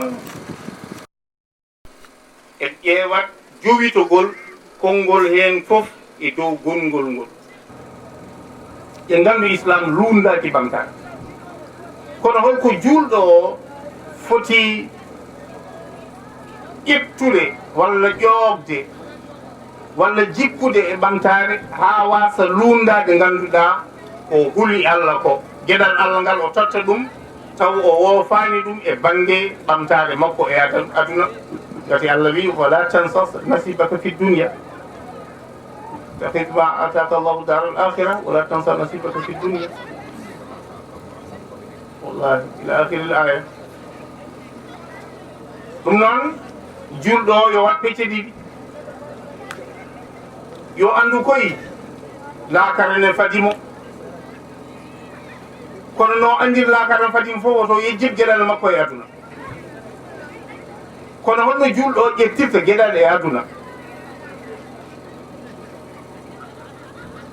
Allah subhanahu wa ta'ala ene holla en wonde guila l'islam ari ala ko tambani so wona ɓamtude julɗo o e ngari e toɓɓere ngannduɗa wonde mundi yewtere men ngati ɓamtare ko ɓamtare kulol Allah sen mbaɗi ɗo joni duwa haynare galla men goɗo wiyana en duwo duwa mo ngannduɗa mo jaabetake yallo ken tawi ɗo samuren ɓeyde en ustaki so tawi en cikki ɓeydade o ɓanga bayde limto on duwaw jaabetake kadi hitande fof ma yo donc hol ɓamtare en ɓeydi en gustaki ko fit ɓeydade ɗo ko ɓeydade banggue diine duwaw o ko ya taw eɗen ɓeydi banggue diine en gustaki kono en mbawa dañde ɓeydade e wawde ustade gonɗo e leydi wawa dañde ɗum hay saabu yimɓe gusto ko noon tan ƴe nganndu en mbawa soynade ni poussiére ɓamtare so tawi goto fof ne mofi juukon mum alay saago goto men fof hollita goɗɗo on caɗele wondu noon alay saago goto men so yi goɗɗo on ne woni caɗele ara walla ɗum donc ɗum l'islam wasi e nder ngannduɗa ɓamtare ɗum ko gow ɗiɗi ɓamtare ene namni gandal en mbawa ɓamtade gaga gandal so tawi en jiggoyi to e leyɗele funnague e hirnange ɓamtare maɓɓe fof ko gandal tambi ɗum wallahi leyɗele funnague no potirno e leyɗele hirnague no potirno ala hen foof leydi ndi mbaɗa telnude ene ɓamti gaga gandal ko noon gandal ko Allah ganduɗa manti ɗum man utiyal hikma فقد أوتي خيرا كثيرا ينغادو فوي كالا غادادو sagesse hikma woni gandal yo andu ko Allah wela e makko mojere wawa yaade gaga gandal al ulama warathatul anbiya gande koy andube kañumen gon ronde annabaɓe alay sago yimɓe ngawa ɗo abbere gandal e nder wuro men en jewtiɗo e nder wuro he gueɗe kewɗe limtinde gande koye tokomaji en jettiɓe croisé des chemins ala foof rontoɓe e nder galleji men ɗum woni toɓɓere men enen probléme men hande hay goto ala ɗo dono sukaɓe ɓe keeɗi dandal miño hay kala galle keɗɗuminɗa ko babiraɗo nanno nanti hen nanno doga rew ne doga worko mi yaha Nouakchott mi yaha Dakar ɓe ɗannoro fare ene nelta ene liggo ene ñamlo ene mbaɗa pereji wallahi hay conti mbawa ɓorna hay conti ngala ko ɓorni sukaɓe jooɗini piiji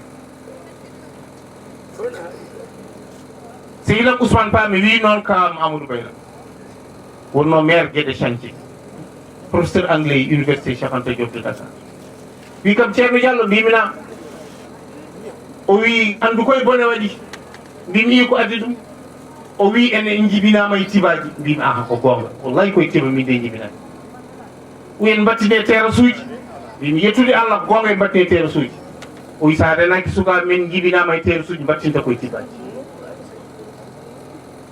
sukaɓe ne donti babiraɓe mumen ko janggoɓe ko jangguinoɓe mbiyanno mbi ko janggani école cukalon nan ɗo mbi ko janggani école e yeru bamum abiyelo base sidi ñande en mboɗi Kaolack ɓoyan ɗo nde ɗo yonten te ndewmi base archive ji fof wallahi hinde wotere e wone haqqilan ko base sidi gummoɗo ɗanno ha toon ko mbaɗɗi toon ndemoya guerte hol sukali mbawɗo wadde ɗum noon hande yimɓe goni wuuro ne mbasi en ngala tew ɗo ina galɗo galo emo wona banque fof gotum sa arti tokma addi million ngaji ma ko nafat lingu yeytake hen tew yeytake galleji fof nanda eno fof ko ñamton ko gotum koye noon en liggaki en pijjani ɓa gandal nden dans les années 90 Abou Hamad en so gartinɗo yimɓe tampinan ɗumen yo ngar kuruji vacance hande pada sukaɓe mbiya garani en sabiroma mbiya janggani tokomaji ko yeeso wonno pagge gandal yimɓe mbaɗa bac wiye ko goto hen walla sahaji hay goto bandiraɓe bone waɗani il faut yimɓe garta e gandal développement wawa wonde gaga needi il faut yimɓe cakka needi e gandal yo sukaɓe janggu yo mawɓe janggin yo sukaɓe nden bandiraɓe gandal nana ñifa e nder tokomaji ngare jangginen sukaɓe men ngare miijoɗen janggo so tawi enen ɗen jiya so tawi babiraɓe jiya won jeyata ɗo galleji ko goto dogata hen so natti yeede bone waɗa basal romto ma yino terrasse kono sukaɓe wonɓe hen ɓe terrasse ko jogi yande mumen gati wa pewnide gati jaggani gati liggati donc ngaren yimɓe ƴeewa yeru gandal e needi ɗum ko exemple ɗiɗam en mbawa dañde kadi développement en tant que enen ken rendu julɓe so tawi ɓerɗe ɗe gondani alay sago ɓerɗe men gonda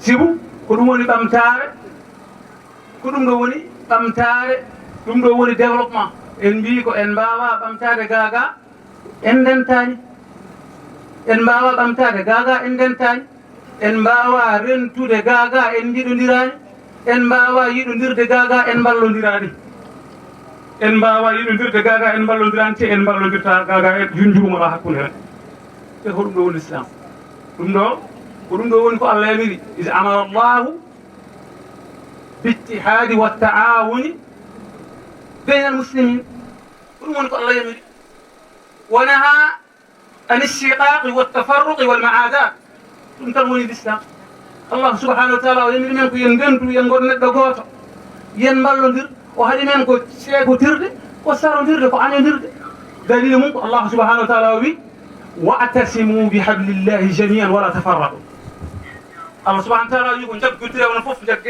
دينه حبل الله ودينه ومن جاك هين ونفف يعني ورجعته ولا تفرقوا دونون سندكي اورو اي wonko Allah subhanahu wa ta'ala halanɗo e makkanaɓe ma Allah yafo en ko e ɗuɓɗe mi naddiɗo ga ko jokki ko wi wala tafarraqu واذكروا نعمة الله عليكم إذ كنتم أعداء فألف بين قلوبكم فأصبحتم بنعمته إخوانا الله سبحانه وتعالى وي نجبت لنا فوف دينه وتن كيرت وي تفتر نون تفتر نعمة جلوة نون دي أني مثلا تملك نعمة تملك هون نعمة وي دي نعمة جوتن دي دمو kala to gonden e kala goni tiftor nemaji Allah subhanahu wa ta'ala waɗani ɗum ɗum makkanaɓe o haaldatno o wiwan noon holde ɓe gañodirno kamɓe ne makkanaɓe ɓe gañodirino ha woni hono ko tokara haaliɗo ko adi ko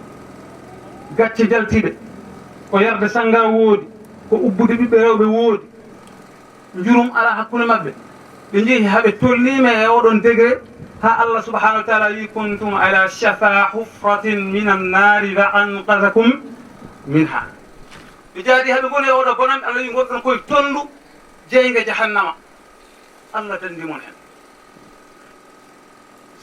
si tawi en duttima caggal seeɗa men gandu yo Allah dandu en fa won kono en ɗumi yettade ɗon par ce que won duuɓi ɓe ɓennunoɗo wonde kalata won joddiɓe ɗo hannde joddotono won welduɓe hannde beldano won haaldoɓe hannde won ñaamu ɗumɗo fof Allah subhanahu wa ta'ala ittani men ɓeɗo sukaɓe jogiiɓe ngoɗo miijo nde ɗo yiyande ngari gittani men ɗum ene ndaara kadi yo ɗum ɓeydu ittade ha ɗum socco ha laaɓa ha iwa e ɓerɗe men gonen neɗɗo goto mbawi liggade e wallotirde ko ɗum ɗo woni ko wiyete développement yiɗodirde suusodirde wallodirde ganden ɓeɗo sukaɓe ɓe puɗɗi ko moƴƴere e moƴƴere nde ɓe puɗɗi nde kala dawɗo hen kadi ene jogii moƴƴere hono koɓe jogii ko ɗum ko nela sallllahu alayhi wa sallam wi noon man sanna sunnatan hasanatan falahu ajruha wa ajru man amila biha wallahi si ngol suivi avec ordre évolution no addi giyadan addude konngol ngol haw arti ya garta konngol ngol fof o yon holko woni développement et puis développement islam ala bawɗo développade mo ala islam ko ndiɗo fo woodi goto hoɗum Allah tagi adama ko min hamain masnun o towi ko min tin o wi ono tagi adama koye leydi halko holta kadi no wadde fitan ko Allah ruh ummi koto Allah wotti ɗum e baba adama woni hen o wi on wo Allah ma adama asma kullaha ɗum ko ceski ɗum ko ɓokki ɗum ko catel ɗum ko jeere waalo o andi ɗum kala ko woodi holko mbawɗen nde hoɗum konamo andi Allah andini adama o annama ko wonno o andinima holko woodi i on ɗon Allah wi on ko islam woodi inna dina inda allahi l'islam inna din inda allahi l'islam diine to Allah goto ko islam kala ko wona ɗum ala dine ala firti ya akhwani Allah waɗi on ɗon série o waɗon série ko heedi ko fof waɗi série aji ko laaɓi o jangini adama série ji ha timmi Allah baaɓe nde wi ne mbaɗa succession caggal oɗo anniɓe ko oɗo caggal oɗo anniɓe ko oɗo caggal oɗo ko anniɓe oɗo ha woni rasulul karimi sallllahu alayhi wa sallam khatimul anbiya ala anniɓe garo caggal rasul ñande o gayni diine makko Allah wi al yawma akmaltu lakum dinakum wa atmamtu alaykum ni'mati wa raditu lakum l'islam dina ƴewno ndeke diine compli holko tagim ko heedi ko sériyaji ko sériyaji diine woodi sériyaji dañirte sériyaji ñamirte sériyaji économie sériyaji politique kala ko mbaɗɗen ko mi heɓata inchallah kala ko mbaɗɗen ko séria iyan holko goɗɗum ko mbawɗe keewe ala ko mbawɗe keewe sona Allah waɗi koddi galle gen no foti waɗirade an a halfinama hay remru ñamdu remru Allah jangini en nelaɗo haalni honko woni e barke remru oɗo barke baylowo leydi ene irta ɗum no foti mbaɗa jogui hen e acte iqtisadien économiquement no foti mbaɗaji woni hen ala ko woni sona dine ko rabbi ha ya hwani o waɗi écran no mbiɗo hinani so neɗɗo majji jaam holko wattoyi history ko yalti woni so neɗɗo majji hol nden mawɓe men nden so neɗɗo majji e oɗo jamanimo somo so yiwɗo holko ko watta soyne so yiwi hokoto foyna jeyge to yiɗo jeyge mani mi namdo so neɗɗo majji e ladde hono nde ɗo niɓɓere holno andi so yettima wuuro walla o soynima wuuro poye o yiya poye barmeji o yiya ganduɗa poye o yiya poye holko woni foyre holko woni foyre holto niɓɓere faari jeyge wallahi summa wallahi niɓɓere faari koye jeyge majjere faari koye jeyge لذلك الله نري رسول الكريم صلى الله عليه وسلم ليخرجكم من الظلمات الى النور pour yaltino majjere niɓɓere o faarani andude heere kala mo niɓɓere majji mo jaggi mo majjere jaggi faye jeyngol ko tuma o yowmal qiyama ɗum waɗi rasulul karim sallah sallam allahumma akhrijna min zulumati lwahmi waljahli ila anwari lfahmi walmarifa e joomi amen ya yaltin min e niɓɓere majjere e wimmago majjere jaltina min paari amen e annore gandal e peeron gasimi ko sa annore aɗi niɓɓere woodani woodi ko wartoɗe annore allahu nuru samawati wal ard kala to annore ala komi niɓɓere woni feddere wootere sa tinoɗeɗo niɓɓere tundina yellere on surtout niɓɓi ko fof sawde fedde joyi mande faɗan ya ko wani niɓɓe marɓe jibɓe gan jeeɓani andude holto payi donc revenu no société o gandi probléme aji meɗen ko développaji fof gayni ɗum tan jino wiya ko waɗi matiére wawa développé wawa wode abadan e matiére ɓurde bonde fof ko matiére diine mum matiére o kañum en holto hen ɗo fayi somaji somaji nder ɗat ko namte so diine ala holto jomum yeehi enen ganda diine men taw holto paɗe ahwani par ce que diine woni fof ko meten ɗo ko fof probléme ko diine ala ko éducation naturelle e jeeyiyamba mbaɗi toro mbaɗi ɗum c'est de l'inconscience et ils sont inconscients awa il faut retrouver e yowmal qiyama yon koye mais min mbaɗa ko sibu tanni ko amen allah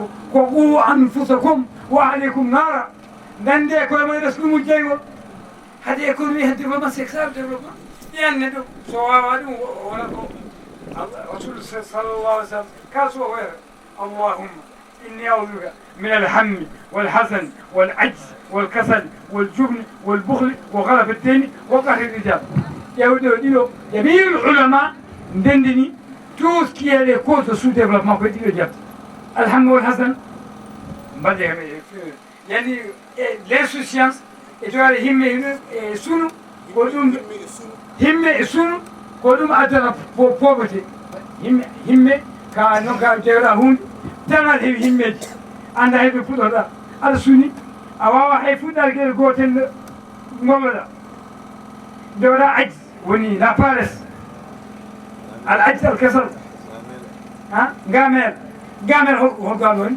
woni gamel aɗa hattani ɗum ko a wawa ƴew tan neɗɗo hattandi tan ƴettude no loosa plan pour joganana sooda mi hayɗi on do wono ajj do wono kasal ha ɓola jogol jobni walla jobni jona a jobni al ɓokro